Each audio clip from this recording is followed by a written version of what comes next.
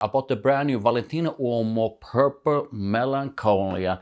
What a name, by the way. I think the names are getting out of hand. And I'm gonna try it out for the first time. So when I bought extra dose last year, I complained about prices getting out of hand. And what I paid for extra dose was too expensive for 50 ml. I paid around 150 bucks for 100 ml of Purple Melancholia, which actually makes it cheaper than extra dose if you go by price per ml. I'm not sure if that's because I bought them at different places or because they are actually priced differently. Now, I've been buying more and more 50 ml lately. However, this is one I without a single doubt decided to go for a 100 ml bottle of, and that's mostly because this one reason. This is supposed to have coconut in it, and if you're a subscriber, then you know that I absolutely love the scent of coconut, and I'm always on the lookout for good coconut focus scents. So let's try it up in the air first. Okay, up in the air. And just based on these initial few sprays, it does feel like I'm getting a bit of that quite familiar, at least nowadays, aromatic side that we've seen in different Valentino Uomo fragrances. There's definitely a spicy kick to that opening, but to my nose, the spiciness of the opening is extremely smooth. And all around me right now, there's definitely what I think is quite a creamy dose of coconut. So the lavender that comes through in the opening does smell a bit different if you compare it to the lavender in like Extra Dose, Core Fantasy and Born in Roma Intense. So at least up in the air, the aromatic side of this is slightly different if you compare it to some of the previous releases. However, that's most likely because of how it's combined with coconut. But I really gotta try this on skin.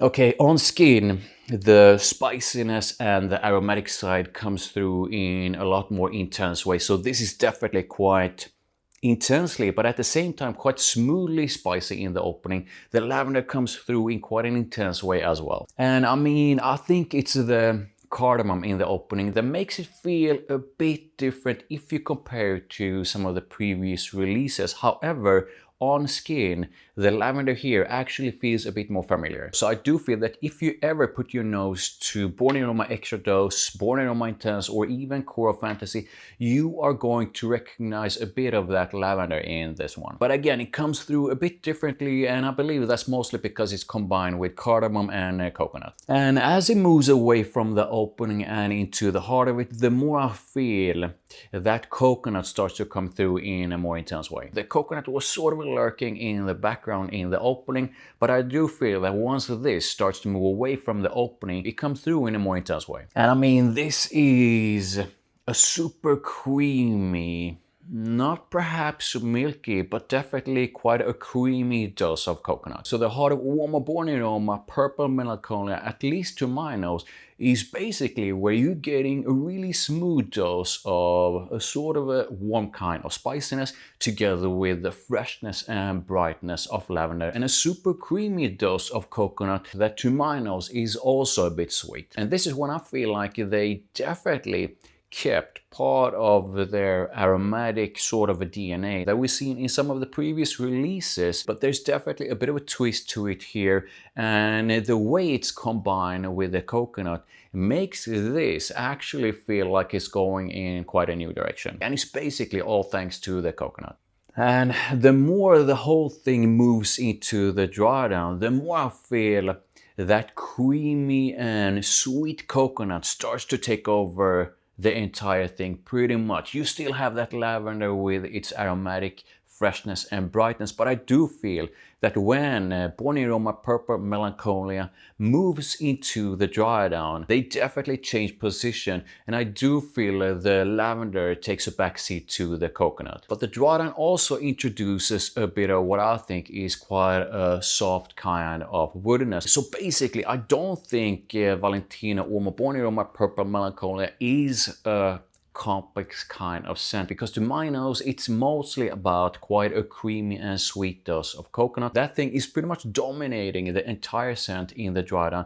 You definitely have a bit of soft woodiness in the drawdown as well, sort of a struggling to balance up the coconutty side of this fragrance. You still have a bit of that gorgeous dose of lavender going through, so there's still a bit of freshness, aromatic freshness and brightness in the dry down. But I do feel that when this thing truly goes or truly dries down, the whole thing is pretty much focused on the coconut together with a bit of softwoodness. It's definitely a bit sweet, and I do find it to have at least a little bit of amber warmth and shine, but I do not feel this is an overly deep, heavy or warm kind of scent. So like a quick one, because I know I'm gonna get questions about if it's similar to Le Beau and Le Beau La Parfum and the fragrances in the Le Beau line. And I mean, it does have coconut in it, so yeah, that's one similarity to these. However, it doesn't have the vanilla that the EDT, Le Beau La Parfum and Paradise Garden has. So already right there you have quite a noticeable difference. And it doesn't have the freshness that Le Beau EDT has,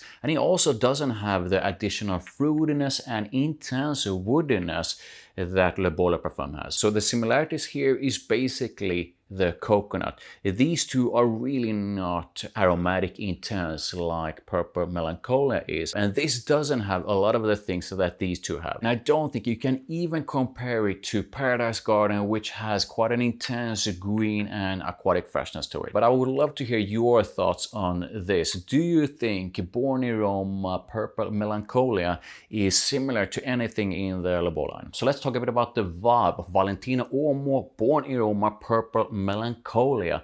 I definitely feel that this is another Born in Roma that goes in quite a flirty and sexy direction. I mean, the coconut alone together with the sweetness definitely makes this, at least to my nose, more of a fun and playful kind of scent. So let's talk a bit about compliments and mass appeal. Is this fragrance a compliment getting kind of scent? You basically have a fantastic mass appealing dose of lavender together with what I think is quite a smooth dose of spiciness, together with a super creamy dose of coconut that's a bit sweet, and the entire thing is softly woody. This is definitely a compliment getting kind of scent. And if you ever worn coconut focused fragrances like Le Beau or Le Beau La Parfum, then you probably know that a well-made coconut focused scent usually gets compliments. So let's talk a bit about the performance of this thing, and just based on my very first few sprays of it, how it comes off from my skin and how it stays in the air around me, I actually feel this might have decent performance for being this kind of scent. But I definitely gotta wear it more, and I'm gonna update you in a future video if I feel my initial impression of it was wrong. But at least on my skin, this, for the kind of scent it is, actually seems to be quite a bit above average. I don't think it's beast mode though. So let's talk a bit about usage, so like seasons and occasions. I mean, whenever you put coconut in a fragrance and make it lean a bit more on the sort of a fresh side, which I think this one does, thanks to the aromatic side of it, then I definitely feel it leans more towards spring and summer. But I do feel you can use Purple Melancholia throughout the year. This thing on a summer night will most likely be a banger. As for occasions, I mean, basically whenever you want to walk around smelling of coconut. To me, this is definitely more of a casual scent than something formal, and I do not feel this has a classy and elegant kind of vibe to it. So I do feel Born in Roma Purple Melancholia is for those occasions when you want a playful and sexy kind of vibe on you. So you could wear it for work, but I do think it's less for work and more for casual occasions, so like when you're going out or when you're going on a date. So who is Valentino Uomo Born in Roma Purple Melancholia for? I do think the baseline, without a single doubt here, is that you should know that you absolutely love the scent of coconut with a bit of sweetness. If you are not a coconut focused scent lover, then this is most likely not for you. But if you love coconut and think you would enjoy that with a bit of lavender, then I do feel you most likely really enjoy this. But I do want to remind you of what I said earlier in this video when I compared Born in Roma Purple Melancholia to the Le Beau's. Do not blind by this, thinking it's gonna smell exactly like those. To my nose, this thing is definitely different compared to the Le Beau's. But with that said, I am going to talk about the Le Beau's when it comes to alternatives. I mean, these are pretty much always the usual suspects when it comes to coconut focused scents. You have the OG Le Beau Eau de Toilette, which to my nose is basically a combination of freshness, coconut and vanilla, and the whole thing is quite sweet. Le Beau Parfum takes that duo of coconut and vanilla in what I think is a more complex, nuanced, richer, and definitely a bit warmer direction. Le Beau Parfum is coconutty and woody with vanilla, and it does have an additional kind of fruitiness, which I think is really nice. The OG Le Beau Eau de Toilette is to me like a big dose of coconutty sexiness for like summer days, whereas I do feel Le Beau Parfum is the one that is better for summer evenings. For the absolute freshest version of that Le Beau DNA,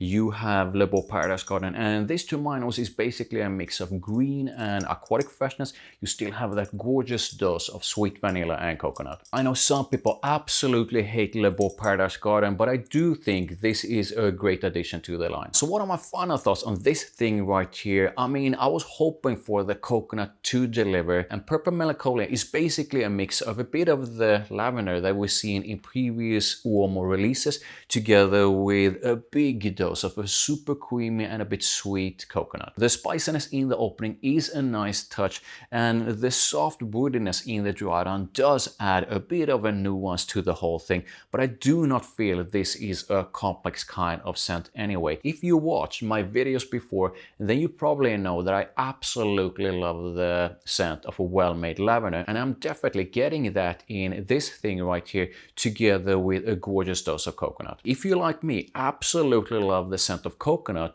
then I do feel you most likely feel like I do, in that this is a fantastic scent. If you really do not enjoy the scent of coconut, then yeah, you most likely not enjoy the scent of it. So I do think that thanks to Purple Melancholia, 2026 started in what I think is a fantastic way. And I know some people are definitely going to disagree with me on this, but I absolutely, without a single doubt, feel that Purple Melancholia is a lot better than Born in Roma Extra Dose. Yeah, you heard me right. You heard me say that I do feel this is a better release than this.